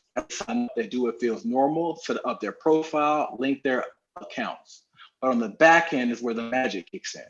We tie Imani to a micro persona, and each micro persona has a defined wealth journey. We can identify what gaps she is missing, and that becomes the basis of the recommendations that will help her increase her net worth in the first 30 days. If she needs help, we have financial planners on staff who can work with her at any time. And because we care about social economic injustices, within the micro wealth journey of Imani, we have her check early to make sure she's not fall victim to the pay gap. If she is, we give her recommendations on how to close that gap by speaking with her manager or our financial plan to get a new job. Providing comprehensive financial planning at scale is how we've helped our users grow and build their wealth month over month. What we built for African Americans ends up working for all, because we start with the demographic that's the farthest behind. When other demographics come onto our platform, they just go faster and farther. So what's built for one is truly wealth for all. And our core difference is, rather than our competition, which is to talk to humans to get recommendations, with the micro personas, our platform is making the recommendations directly to the user, and then our humans are there for support and handling fringe cases that have not been coded yet. And that's how we're solving financial planning scaling problem. Our competition has a ratio of 75 to 1. We are currently at 400 clients per planner, with the goal of getting to 1,000 clients to buy one planner by the end of 2021. When you look at the market, it's a $1.8 trillion market. Put that down to people of color, and then to Black people, there's $22 billion in financial planning fees. And we are a SEC registered firm that's been audited, that's focused on this demographic. The way that we make money is layered like a cake, with subscription revenue, asset fees, and then commissions on products that we sell within our marketplace. This layering of revenue is why our lifetime value is close to $4,800. And the really powerful thing is that we can recover our customer acquisition costs within 4 to 5 months. We launched these to validate our product, market, and customer, but we grow through our B2B partnerships, whether that is banks who are private labeling our service, or financial communities and influencers who can resell our services. And we're also providing employee benefits to companies and in talks with other firms like Microsoft. This blend of being a B2C thought leader and looking to get more B2B partnerships is the fundamental tenet of how we grow. We see at 1 million in revenue by the end of next year, up to 27 million in year 3, and over 800 million in year 5. And all of what you heard, how we got to that traction that I showed you in the very beginning.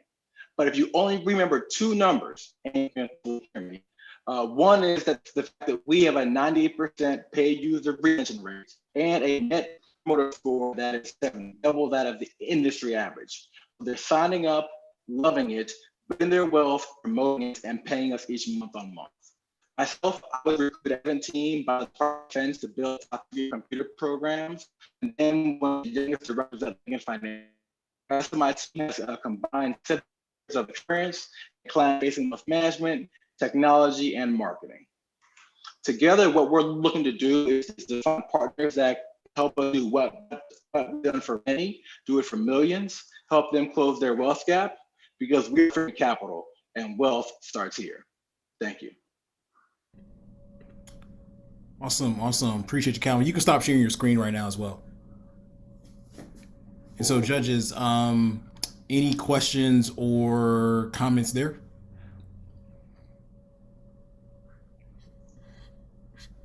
Wonderful deck.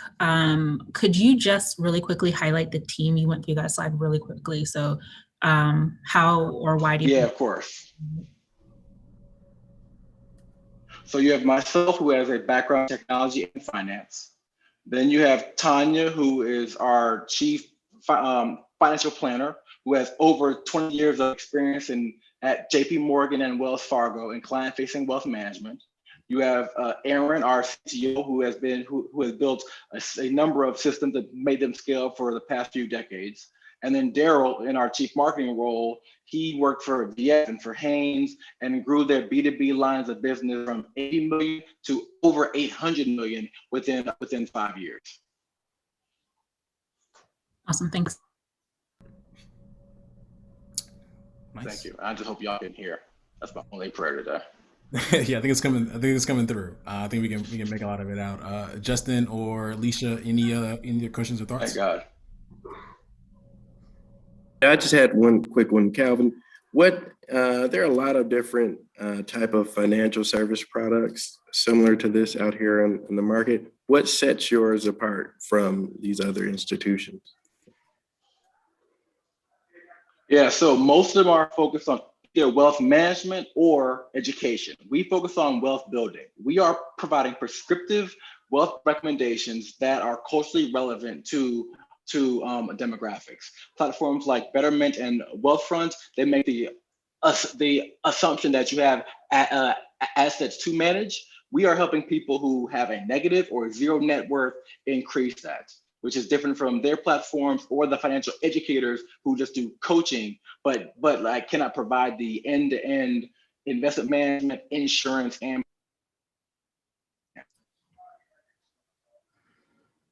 I think we were able to get most of that answer. Damn.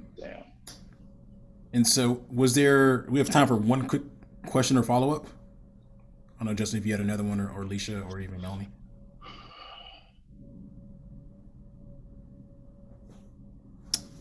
And if not, no biggie there. So, good stuff. We're going to, Calvin, great job. Judges, will kick it over you for judging. And next up we have Kevin.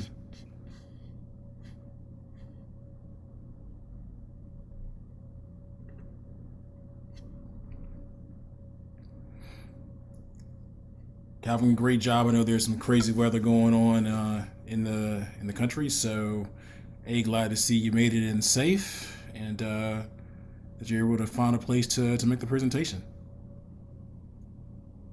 So, judges, that was Calvin Williams.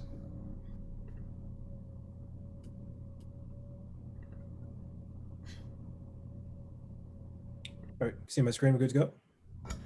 We can see your screen. I'll let you know when it's good, when you have to go ahead to go. But how are you feeling today, Kevin? Great. Grateful to be here. Grateful for the opportunity, and yeah, let's just do it. Good stuff. Where are you checking in from today? Oh, I'm just at my apartment in Atlanta, Georgia. Nice. ATL. Cool. And so, a reminder to the viewers today. Please drop your comments, your questions into chat. If you want to get in contact with one of the finalists, please let us know. They're doing an awesome job, and please consider helping them moving forward with introductions to customers, to capital, to coaching, and also talent as well. Essentially, if you really like what they're working on, the problem, their solution, please consider helping them out. And so we're in the the final run of our presentations. This is coming up is 7 of 8. 6 amazing presentations so far. I'm really looking forward to these final 2.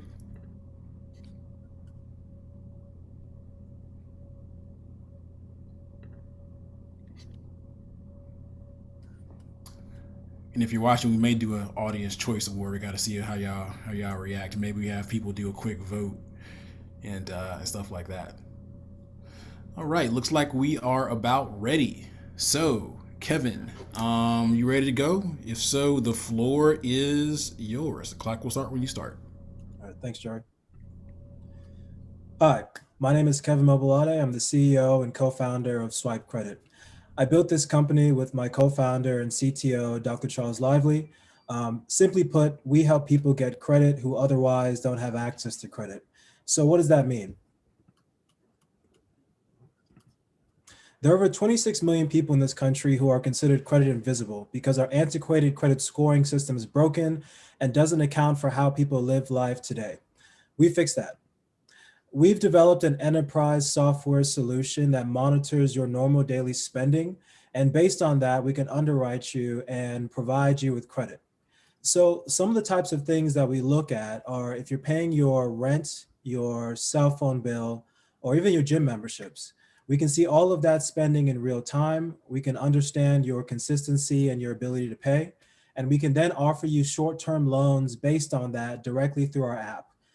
In our 6-month product roadmap, we plan on launching embedded insurance-related products to further help our clients grow and to succeed. So we make money in 3 ways. We have a monthly software subscription, that's a B2B software subscription, interchange fees, and then also the loan spread. And we know that this problem is a big one because we already have 5 paying customers that are credit unions and with hundreds of people that have installed it. We've decided to go to market by partnering with credit unions because in the US, there are over 5,000 credit unions that service over 50 million people. And it gives a very efficient customer acquisition model that's B to B to C. And then also, if you look at the size of the market, this is a $46 billion a year opportunity with just credit unions. And that's before we do banks or any other types of partnerships. So here's a view of our app. It's simple. It's secure, it's indispensable. And on our team, we have about 40 plus years of enterprise architecture and sales experience at companies like IBM, Apple, and Sun Microsystems. So your investment will actually help us to scale from 5 paying clients today to over 100 paying clients and well over $2 to $3 million in revenue in the next 12 months. And in the next 5 years, our target is to reach $150 million in sales, onboard 2,800 clients, but most importantly, create positive impact in the lives of over 11 million people.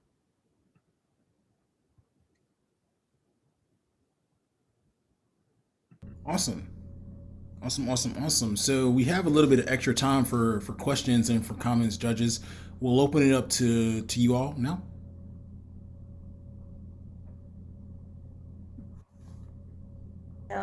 Hello there.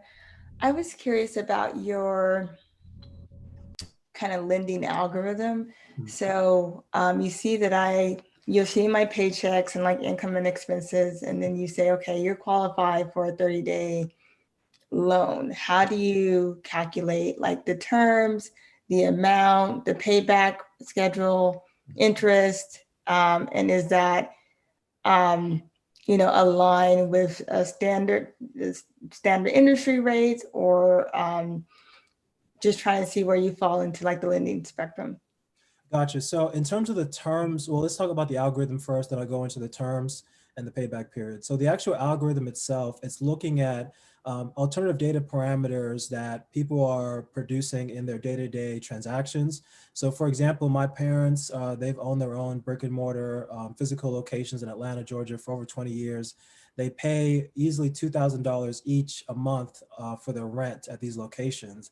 And in conversations with them, they've never actually seen a boost in their credit score for it, right? So you have these different data parameters that, looking at companies like Experian and Equifax, have actually been proven to drastically increase the amount of inclusion we can provide for people that are thin filed or have, or maybe they're immigrants or whatnot.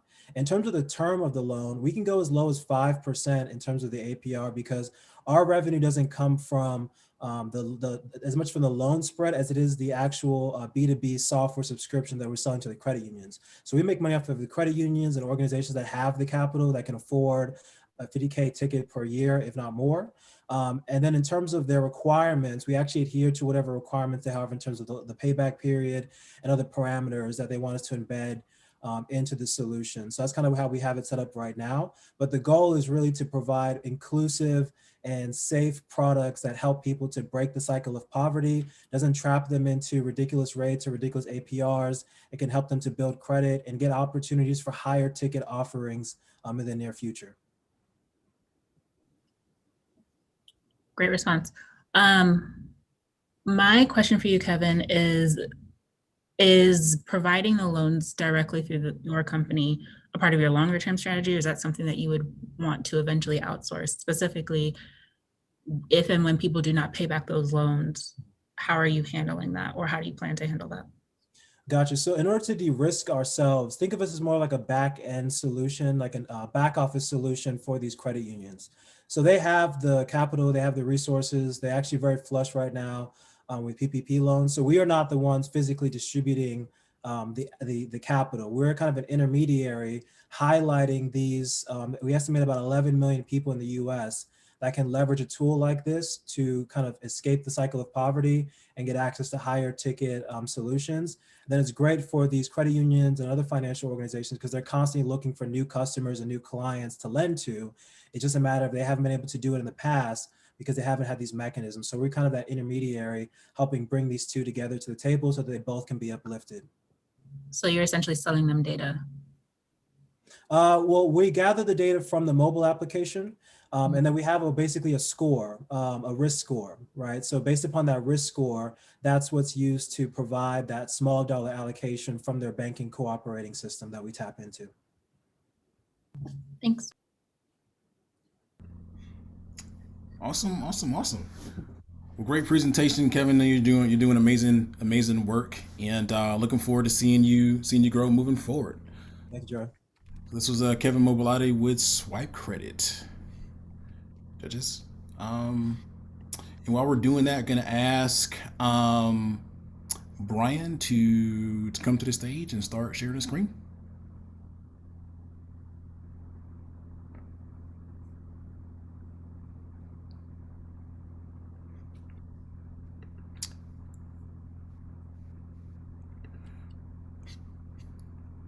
So Brian, I'll give you the go ahead when we're ready. But that being said, how's your day going so far?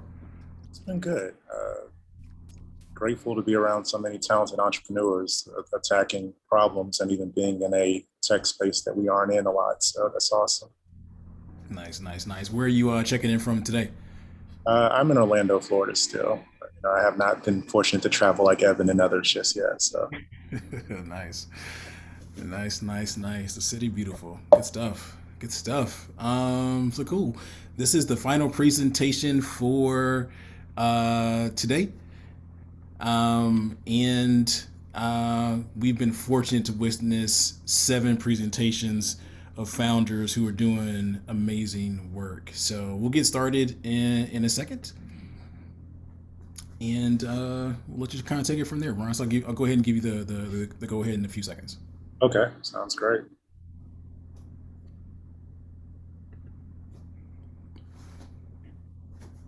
And so again, everyone, as we after we finish, what you'll see is another powerful poem from Brianna Knight, who presented earlier, more kind of doing on the other side of the coin, giving more hope. And then we'll also hear from a few founders on what the wealth gap means to them. And after that, as the judges deliberate, we'll come back and announce the winners.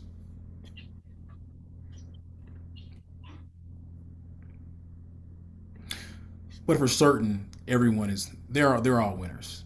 They're all winners. They're all doing amazing work.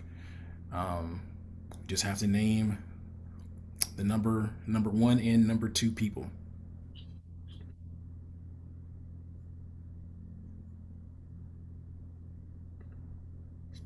And just if we have like just 30 more seconds, we'll keep the party going. Cool, cool, cool. All right, Brian, you ready? Absolutely, my friend. So the clock will start when you go. Awesome. Good afternoon. My name is Brian Young, and I'm here to talk about the home ownership gap. Last year was one of the best years in terms of buying a house with low mortgage rates. However, 84% of people that bought homes were Caucasian, only 7% were Latino, and 4% were African American, respectively. And that's primarily because human biases really play a large part in the home buying process. So what we're doing is utilizing artificial intelligence and blockchain to address those issues. But really, what are the issues? Well, again, new tech built on old broken promises really doesn't allow for systemic change. You look in the current origination market and even research market, and it's still very prevalent or relevant that lending discrimination definitely happens to minorities and women. So what we've done is we built the platform that really creates a double-blind scenario to allow for financial review and credit risk analysis without disclosing age, race, or sex. In essence, what we're doing is turning a complex mortgage buying process in terms of research and origination into an Amazon-like shopping experience for the borrower that is financially inclusive. But what does this mean? Sorry. But what is our actual marketplace model? So we actually monetize in two ways. The first way is through lead generation, which we've made $94,000 in the last quarter. But the second part that we're building on now is the actual monetization through transactional fees of smart contracts on the back end. Now, why is this important? In the front end, we're able to anonymize the data, but in the back end, it allows us to keep that data anonymous until after an underwriting decision is made, which theoretically allows the borrower to be able to have a better chance of success without being able to, again, disclose age, sex, or race. So how does this actually help the bank, the lending institutions? Well, our first part is that we found out that we're better at addressing their Community Reinvestment Act or CRA lending concerns. We're also helping minimize mortgage discrimination. And then our educational aspect of our platform is really helping borrowers identify predatory lending and avoid those issues. And then we're also, even though we're for profit, we do have a program in which we give 2% of our revenues back to our users. So right now we're getting ready to run a campaign that will allow up to $1,000 to be paid towards closing costs for minorities. But really, what makes us different? Our artificial intelligence is not making a lending decision. What we are doing is protecting the borrower through the underwriting and research process. We have established relationships and partnerships, which I'll talk about, that allow us to utilize personalized FICO videos, as well as financial modeling to give the borrower a better understanding of what is the financial health concern of home ownership. Well, why is this important? Right now, there's a little bit over 3 million African Americans, 2.8 million Latinos, and 3.1 thin file millennials that are qualified to purchase a home, but not going through the process. Our system allows them to come into a no pressure environment and explore what home ownership would look like on homes they're interested in without being pressured to buy. Sorry. So what does that look like? Well, I pick a home that I want, and our system looks at your financial spending and your credit. It provides personalized videos and gives you a better understanding of what that would look like for you. And as you're going through these interactive features, we are building a profile that is ready for underwriting for the lender. Most importantly, we're asking for the underwriting documents that the lender has to spend a ton of time trying to collect from the borrower as they begin the origination process. From the lender's perspective, we're allowing them to better address issues in terms of digitizing and automating the process, wire fraud and title fraud, and much more. Our platform is expanding into an ecosystem at the request of our lending partners. Today, we do have a distributed ledger pilot project. It is led by Flagstar Bank, which is the 6th largest lender in the country. IBM executives have personally stepped in to help us understand how to scale this product. We have been deeply ingrained with the CFPB. As mentioned, Experian is providing us FICO scores. We're the only non-loan originating company in the country to do so. And we also have personalized videos that educate the borrower about their FICO score. And we just signed strategic partnerships with Realtor.com, and the Mortgage Collaborative just made a $2 million investment into us to basically expand our network faster and bring us to market this year instead of in 2022 as we originally planned.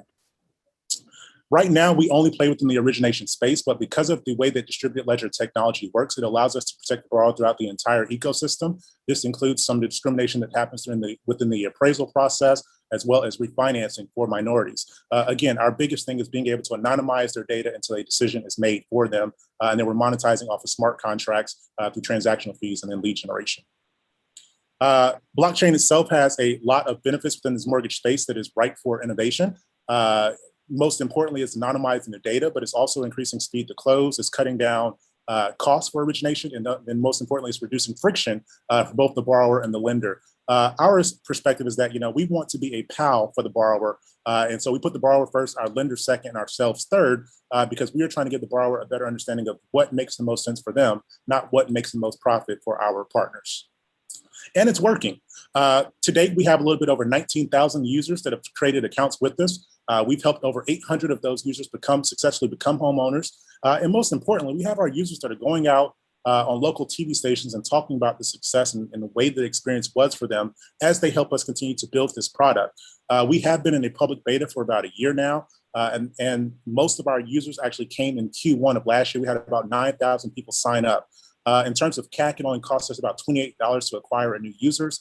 And on average, we can sell a lead for about $150 for a lead that's closing within 30 days. So we are really excited about how we are helping the minority demographic. We've seen that here recently this month, our sign up by African Americans has increased 8x as users are getting a better understanding of what the product is intended to do, how their feedback helps us make the product better, and then also success stories that are coming from our users that have utilized the product over the last year. As mentioned, my name is Brian Young. I am a 5-time founder with 4 successful exits. I have been recognized by Bloomberg Businessweek and Entrepreneur of the Year as an Entrepreneur of the Year finalist in North Carolina.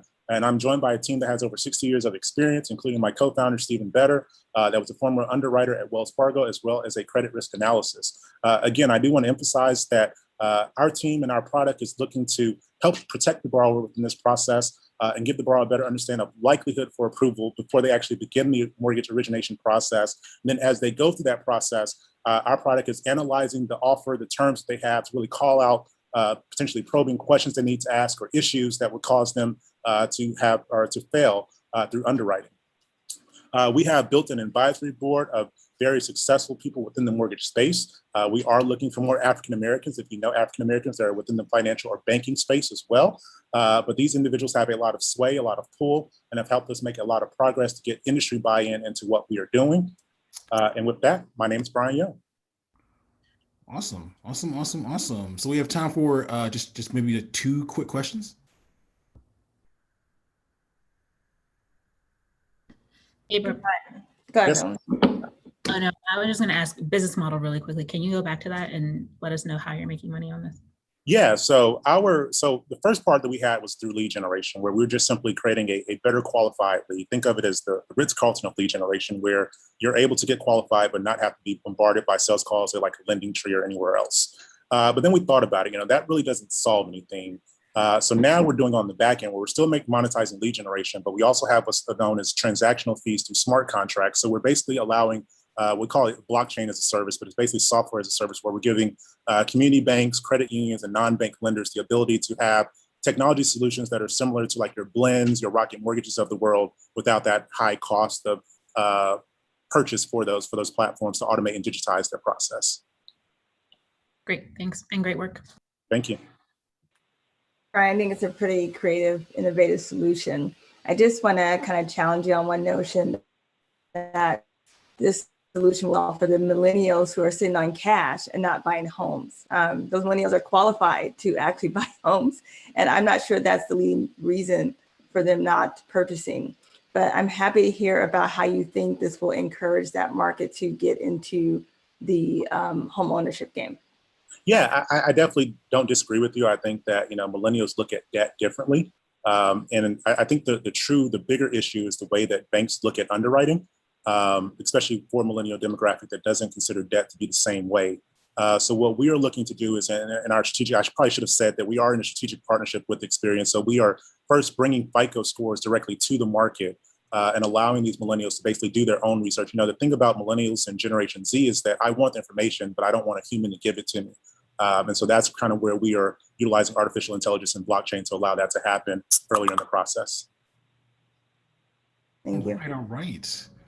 Great question. We do have to move on to be fair. So great questions from the judge, but also great presentation, Brian. So everyone, that was our final presentation for this competition.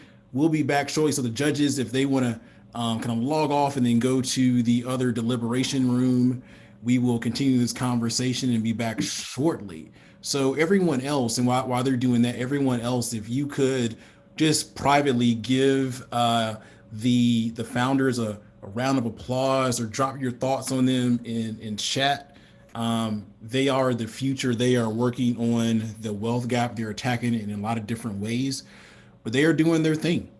They are doing their thing. And so we appreciate them. We appreciate you all for joining us. We will, while the judges are deliberating, two things are going to happen. First, we're going to invite Brianna Knight back to the stage for another poem. And then after Brianna finishes, we're going to have Paris Proctor and Kathleen Curry from our team lead a quick conversation with the finalists on what the wealth gap, really means to them and their thoughts on the experience so far. So, Brianna, are you there? Hello. Cool. Well, the floor is yours, and then Paris and Kathleen, you can take it from there. Awesome. I just want to say first and foremost, everybody that presented here today, you are phenomenal. And I don't know if we could express that enough. You are amazing. And I'm so glad that we're all in a room together, being in this space, like one of the presenters had said, tech and just Black folks all together. So truly grateful to be here. This next piece, like I said, I do poetry, but I also sing. So this one is called Sunny. So we can get a breath of fresh air. Everything has been so uplifting. So hopefully I could do that for you. Hey, hey, oh, and if you vibe with it, can you just snap with it? And if you vibe with it, baby, just snap with it. Hey, yeah. Okay, I still sway. Hey, okay, little snap. All right, now we have rhythm. Come on now, come on, yeah. All right. Looking at your Air Force Ones, walk around, kind of done with the world. Know how it feels. This is coming from a brown skin girl. Don't mean to strut that way. Try to tell you what to do and say. Like there's no target on your back. Combos, bow, guns before facing facts. See it in my daddy too, and my brother. I have a sister and a brown skin mother. Know how it feels to have all the pressure. I understand you didn't ask for this to happen. No, all between the cracks. The ancestors made you strong, but don't forget. Might not seem worthwhile, but sometimes you gotta fight and smile. So I'd rather keep on looking. You look so good when you do that. I mean, you look so good when you do that. I'd rather keep on pushing. Keep your head up high. Hey, keep your head up high. All right. Sometimes I don't know whether I should go outside. Usually I wanna cry. I'm making my people taste concrete, but I came from kingdoms of glory. This American soil isn't a story. Stuck between what I am and categories. Statistics say shouldn't make it out alive, but I know with God and He's stronger than I can be my daddy too. And my brother, I have a sister and a brown skin mother. Know how it feels to have all the pressure. I understand you didn't ask for this to happen. No, fall between the cracks. The ancestors made us strong, but don't forget. Might not seem worthwhile, but sometimes you gotta fight and smile. So, hey, brother, keep on pushing. You look so good when you do that. I mean, you look so good when you do that. Hey, brother, keep on looking. Keep your head down high. Hey, keep your head down high. Keep your head up. Keep your head up. Can I get a little sway while I'm laying down? Can I get dance? Just smile. Just smile. Okay.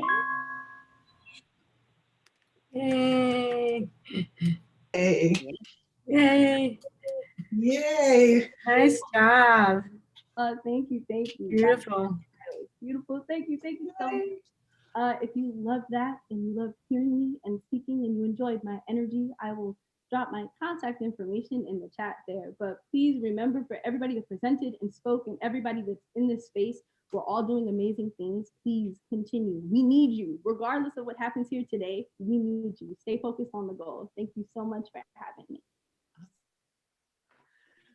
Wow, thank you so much. So I am Kathleen Curry. I'm a senior catalyst at Goody Nation and a huddle facilitator. And I'm here with my partner in the Wealth Gap hack, Paris Proctor, who is our COO. And so panelists, when Joey dropped this, nice big boulder in the center of the pool, and talking about what the wealth gap means to you, one of the things that we think about at Goody Nation is often when we build a company, we think that's what we're doing and we're creating a company. But as we heard today, we're creating a company as we're creating ourselves, as we're creating the world. So in terms of the other thing about all of us is that we all have our origin stories, and we all have a connection to ourselves in life and our company that come through these origin stories. So we'd like to open up for the panelists to share with us sort of you creating yourself and the coming together with your origin story, and the people that you're working with and the incredible work that you're doing. So who wants to start? Over here. Start. I think my biggest thing comes from being in the industry and seeing so many solutions out there that either, if they say they're for women in the finance, they just put pink on it and say this is for women, or they create a similar product that's already out there and just say, hey, it's for African American individuals. And for me to understand African Americans as myself and people that I've either coached or have interactions with as African American, it's really about the mindset.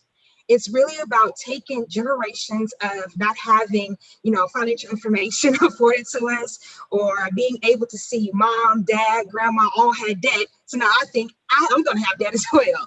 So it's really shifting that mindset. And so this is my opportunity to really help, speak from my experiences and from others that look like me as well. So make that representation. So that's my passion behind it. Wow. Well, and thank you so much for jumping in and starting this off with such a powerful statement. So who's brave to follow, Rashida? Okay. Yeah, I have thoughts on that. So I feel like it's about collective responsibility, both for technology that we develop, but also like the implementation of it. So there's all this technology that's out there that's not being optimized to solve these problems. And that's sort of like what I saw with cashless tipping, that, we had mobile payments, but it wasn't being applied to help this simple problem. And then, secondly, if you're going to do that, how do you create benefits or incentives for everybody in the ecosystem? It's not just that, tippers or people are being generous and tipping, but also, what's the responsibility of the employees, and how do the employers also benefit from that? Because it's really like the distribution of wealth, but no one likes to talk about the D word. Yeah. Okay. Awesome. I see Evan has his hand up. Hey, Kathleen. Hey. So I would say for me, it was pretty simple. When I grew up, I messed up my credit score pretty early, and I just saw how it made everything difficult for me in life. And I had the idea in my head for many years. And as I would ask people just kind of about the concept, they'd be like, man, where was this when I was a kid? Or, so it got validated, not necessarily by the kids, but just more so people who experience the pain of debt and bad credit. And, it's just seeing all of the fixes per se for credit are always after the fact. It was like, what could we do to address it earlier in the game? So by the moment you turn 18, you're like, no, I got to pay that on time, or that's going to affect my payment history. So, that was it for me, really trying to just address the problem ahead of time, because we all have to deal with it. Go ahead, Philip. Okay. For me, being in the field of education, I did everything from an assistant teacher all the way to superintendent and counselor. And I've been all around the world. I was a national ambassador for the United States Department of Education under the Obama administration. And the problem is that to see that you know, the heads at the table was understanding reading is the new national security. I mean, the ability to read through fake information, that little box, the black box in your hand, and everything is going to be given to you at once. And what distinguishes us from technology, because we know the automation is going to happen, right? Like we said, 85% of jobs in 2030 that will exist have not been invented yet. And so what separates humans from technology, and then what makes you employable? And so when you start looking at the staggering data that 75% of fourth graders read below grade level, and what the implication of that means for the future, that was an issue that I couldn't ignore. And then when you start adding the human element to it, meaning that you know, your child's education is based off what teacher they get, right? And what skill set that teacher learned in school, or what skill set that the culture of that building. And so I want to figure out a way using artificial intelligence that can be an equalizer. And even beyond that, when we adjust the text, we're real intentional about what words we substitute in, and we trained our bot to make sure they take in biases, that they take in the, you know, cultural issues and cultural relevancies, to make sure that that child has a full level of comprehension. Because we know that in order to have access to the workforce, it all starts kindergarten, first, second grade, right? Like if you don't have those foundations, unfortunately, our kids look like a Swiss cheese effect. Like they have so much holes in their foundation that they don't have a foundation. And so that's why, I mean, that motivated me to look at, when you look at wealth and you look at disparities and you look at the amount of prison inmates who cannot read at a level that's, you know, that's acceptable to have access to jobs and wealth and all those kind of things. Reading is the basis of it. And so I felt that that was the one thing as an educator that I had to tackle, that I had to address, that I had to make equal for not only Black and Brown students, but all students. And that's why I approached it in this way. Yeah, for me, it was personal. I mean, you know, I bought my mom's dream home when I was 17, and I got caught in the subprime mortgage crisis around almost when I was 20, and the home was almost in foreclosure. And looking back at it, you know, my mom was in the military, but we were in an ARM loan. You know, we shouldn't have been in that. We should have been in a VA loan. And you look at the subprime mortgage crisis, you know, the bankers themselves, you know, they profited over $640 billion.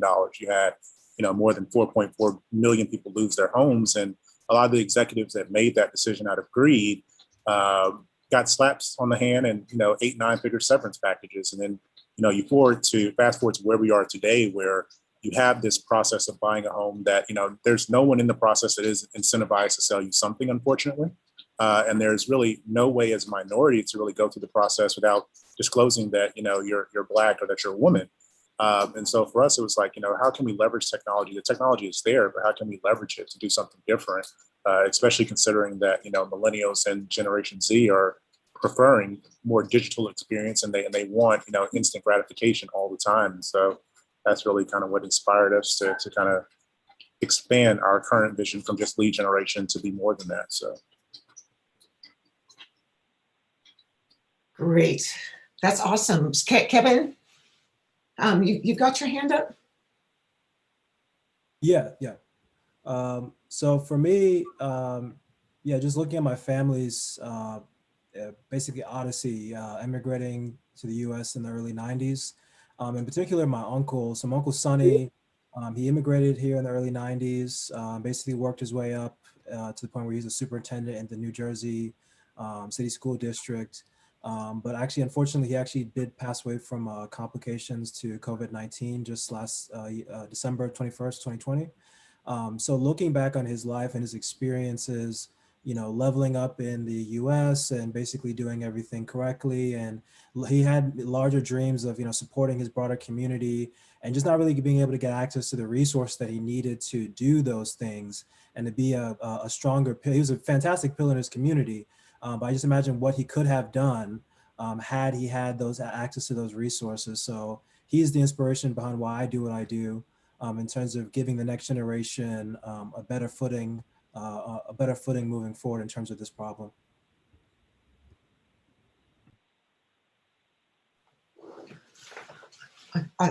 Awesome. And then we have Brian. Oh, Brian, you've already gone. Okay. I keep seeing the hands up.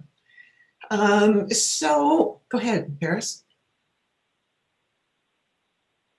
And we send just condolences as well to you, just sharing. But I wanted to extend just, thank you, Kevin. Thank you. I wanted to extend opportunity for Jacqueline with AARP to share any thoughts around this, and not to put you on the spot, but to also ask in advance. You could share at another point in this conversation, but interested to see if you had any words around this. And then any other speaker or attendee as well. Go ahead. Absolutely. Thank you. Hi, Paris. And thank you, Kathleen. And thank you to all the presenters for honestly just being transparent. And I say that because there are lots of innovations that are created and lots of people that create things to solve solutions. But I think that when it's personal and when there's a personal story attached to it, it's just a different level of energy altogether. I started out saying a bit about this in my remarks in the beginning, but I didn't go too deep into it because I know what people are here for, which is to hear the pitches and not necessarily to hear Jacqueline ramble. But I am very grateful to serve in this role as Vice President of Startup Programming. Number one, because of the work that we get to do on behalf of our member. But number two, specifically, that we have doubled down on disparities related challenges. And the remarks that I gave earlier today, I was saying that, a part of my job, and Sheila Collins, who's a colleague of mine, and Jessica Wynn, we travel around the country in normal times and sit in many pitch competitions, health tech, fintech, and self-fulfillment focus. And so many times we're not seeing a colorful set of individuals that are solving for issues and for specific pockets of people that look like me, people that are from the areas that I'm from, that have the challenges that I have. I'm originally from Detroit, although I live in the DC area now.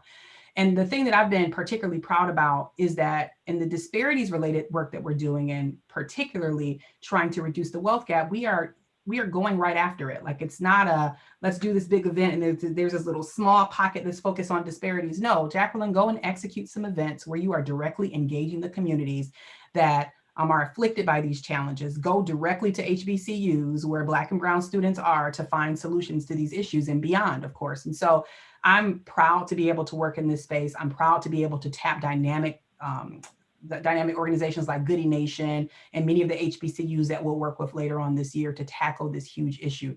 It's also amazing too, when you think about just the wealth gap and how long, this has been in play, it's almost a no-brainer. Like, how can this not be solved yet? Like, how can it not be? It's just almost like unthinkable. But I'm happy to be able to work in an organization that is extending resources to hopefully day by day and week by week and month by month chip away at the issue. So Paris, thank you for allowing me to give some words here. And I'm certainly looking forward to the winter, but more importantly, we're looking forward to the solutions that'll come as a result that I know will directly impact my family, many generations after me. So thank you everyone for your work. And just shout out to you, because Detroit produces some of the realest ones. So I just acknowledge that. Thanks, Paris. No problem. Kathleen, I'll pass it to you. I think we have a question. Okay, so this one comes from left field. Evan and I were talking earlier this week about this, and Evan has been part of one of the huddles that I do. And Evan, what you said was, we're doing this pitch competition, and name some of the founders that are like your best buds, and going up and competing with each other. And one of the things about business and even the startup world is it's competitive, and everybody's out there, and they're really trying to take this place to like be at the top and be at the top of the conversation. And one of the things about our community is the collaboration and the mutual self-respect, mutual integrity and respect in things. And one of the things about leadership is really being able to model the way. So would love to open this up, since you all are together and you're in the same you're in the same sector and all those kinds of things. Talk to us about collaboration amongst each other and building your company and supporting others, and how we do this together.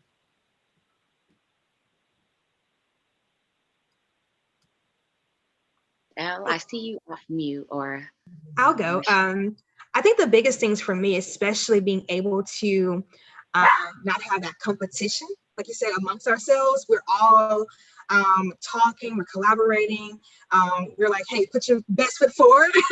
Whoever wins, wins. But at the end of the day, we all know that we are working towards a bigger, goal. So it's bigger than ourselves, and having that opportunity to bounce, ideas off each other and be able to vent. I'll be honest, use to vent at times when things are getting heavy. It's huge, and I can't be thankful enough for the community that has been around me, and especially now coming to the Goody Nation to be able to work amongst the other founders as well. Awesome. Okay, go, Evan. Since I put you on the spot. I'll chime in. Wait, I want to be respectful to the process. Elle had her hand up, so if you want to. Okay. Go. No, it's all good. Go Okay. ahead. I'll just chime in after you, Evan. It's all good. I was gonna say, it's just the funny thing is, like, me and Brian, we always joke about this. Like, we've been in, I don't know how many, bro, like 3 or 4 pitch competitions together, but we always are always not, it's not a competing thing. It's like pointing out, like, man, you did this dope, like this is dope. And like, having like our groups of support, me and Calvin chat too and stuff. So I spoke to Kevin. So like, it's like cool. I mean, at the end of the day, like Dago saying, it really takes a village. Like, we're all trying to solve a piece of the puzzle. And like, the better that we do, the more that we can actually hack the wealth gap. So it's made it more fun for me having people around that can like really understand the process, because this is not easy. So